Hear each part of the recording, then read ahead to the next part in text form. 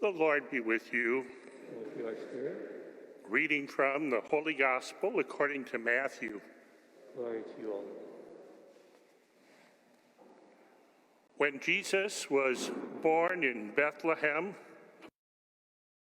King Herod, behold, Magi from the east arrived in Jerusalem, saying, "Where is the newborn King of the Jews?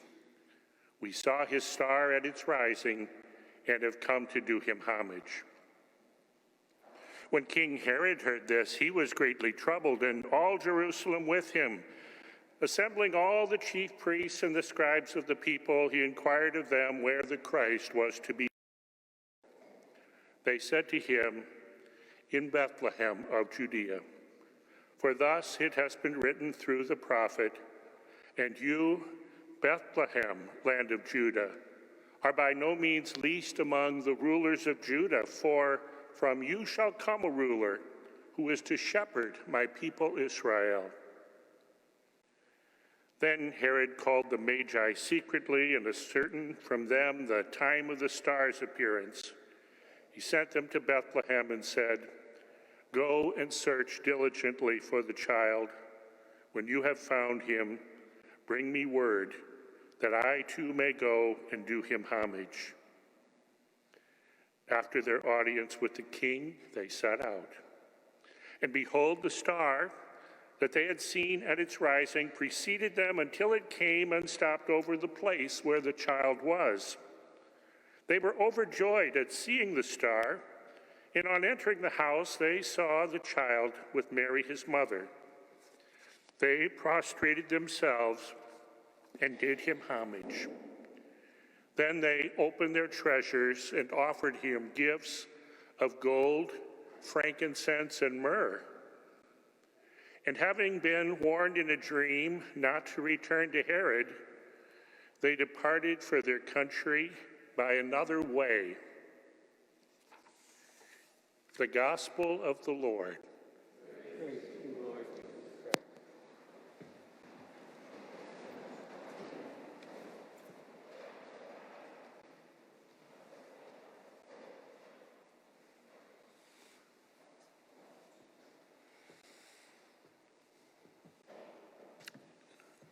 Tonight, as we find ourselves here at Mass, and for those that are watching from their homes, I might say to you, welcome. Those who are seekers and searchers, welcome.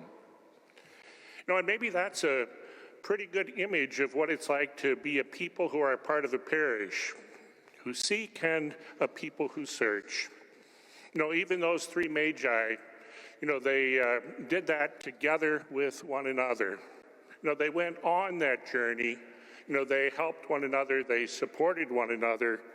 You know, and they came to see that one child who was the newborn King of the Jews.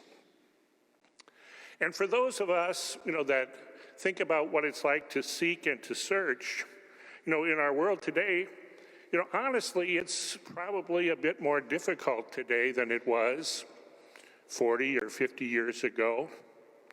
You know, and I say that, you know, because, you know, perhaps in many ways, you know, the culture is not the same. You know, to be Catholic in our culture today doesn't bring with it the same kind of supports that it did a number of years ago. I mean, isn't it easier when everybody is Catholic that you know? You know, isn't it easier, you know, to come to Mass when that's what everybody does? It, you know, in some ways, it just lets us kind of slide along, you know, in our lives, you know, because we just kind of do what the rest of the crowd does.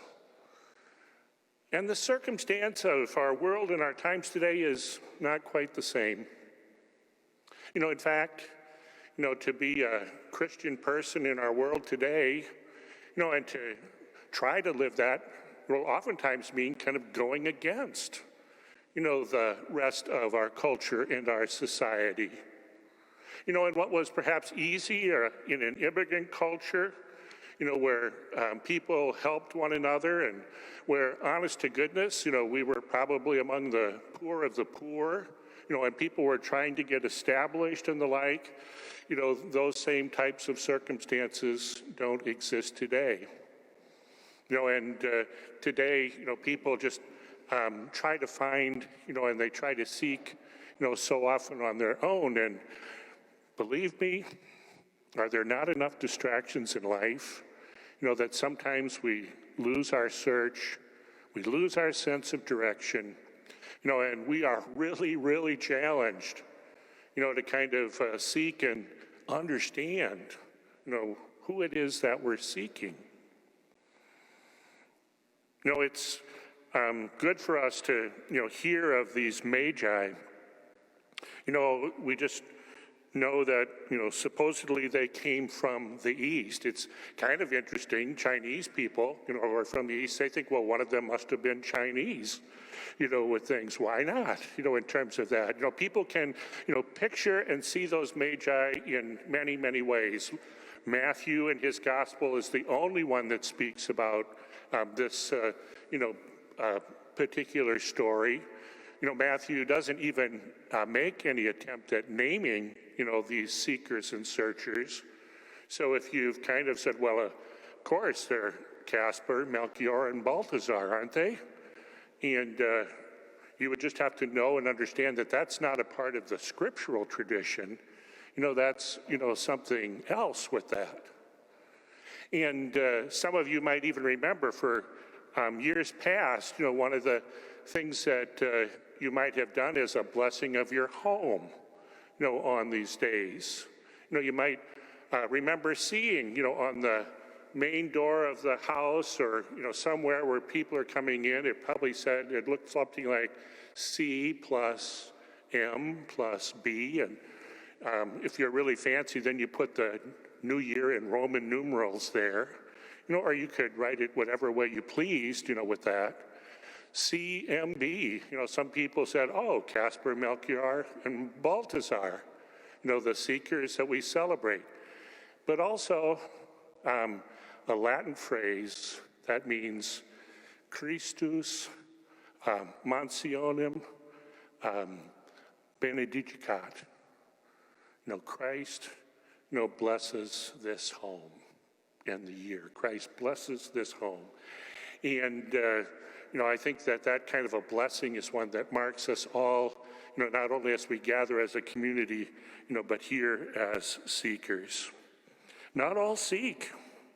Herod makes it sound like he's seeking, doesn't it? Oh, when you find the child, when you find him, come back, tell me, and I'll go and worship him too. Well, he was duplicitous. He didn't mean that. I mean, he had already, known, something. He was caught off guard when they came asking about this newborn king of the Jews. He said, hey, I am the king of the Jews. That's me. That's Herod. There is no young child, that's been born that's going to be king of the Jews. That's me. And he even heard the witness and the testimony of, others that said, where is this supposed to take place? They told him. He knew it. And he had this evil plan right from the start that he was going to destroy, this child. Herod was no seeker. Herod was only interested, in his kingship and his power, and his continuing the status quo in things. But Jesus comes to change the status quo, doesn't he?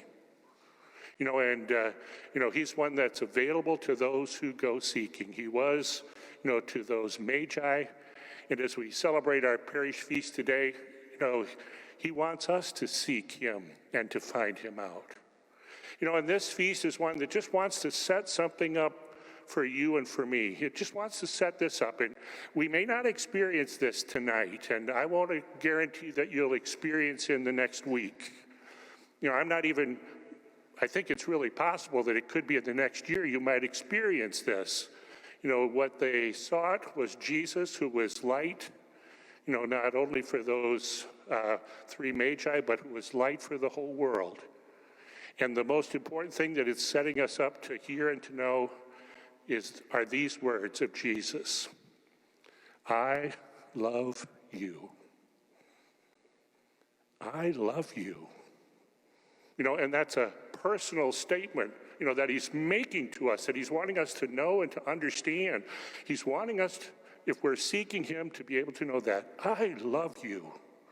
And it's going to be unfolded in countless ways, in this next year as we hear these stories of Jesus and, as they're repeated time and time again. Not only did Jesus love others, not only did he heal them and help them, not only did he raise this, cure the sick and raise the dead and free prisoners, but he wants you and me to hear those words, I love you, and to let that settle into our hearts. For the Magi that came, they discovered something. I don't know whether they really discovered that. I hope that at some point in time in their life's journey they did. But that's what it's calling us to here tonight, the love of Jesus for each and every one of us, for us as a parish community, to know that, to celebrate that as we seek out that child. And his love not only for all peoples, but for each of us.